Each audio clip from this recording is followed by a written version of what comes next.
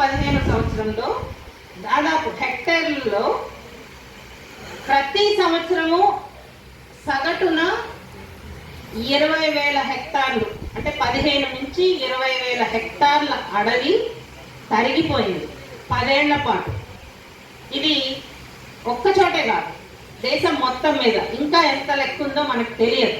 అంటే అంత అడవి పోవటము అని అంటే ఆ అడవిలో ఆ అడవి ఇచ్చేటటువంటి పర్యావరణం ఒక్కటే కాదు, ఆ అడవి మీద ఆధారపడి జీవించేటటువంటి ప్రతి ఒక్కళ్ళ మానవ హక్కులకి, జీవన హక్కులకి అన్నిటికీ కూడా విఘాతం కలిగినట్లే, అవన్నీ కూడా హరించిపోయినట్లే.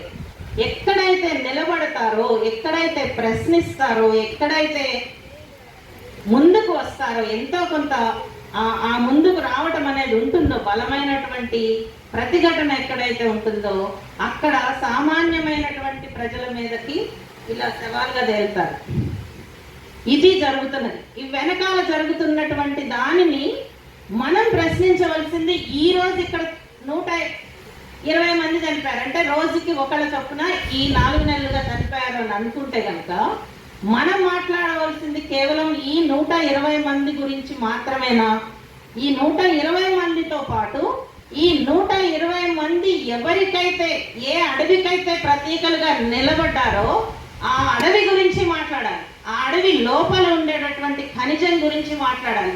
ఆ ఖనిజం ఇచ్చేటటువంటి ఉపయోగము మన దేశానికి ఎంత ఉన్నది, దాన్ని తీయడం ద్వారా మల్టీనేషనల్ కంపెనీలకు వెళ్ళేటటువంటి ఆదాయం ఎంత పెడుతుంది, దాన్ని కొమ్ము కాసేటటువంటి రాజకీయ పార్టీలకు ఎంత పెడుతుంది అనేది మాట్లాడాలి.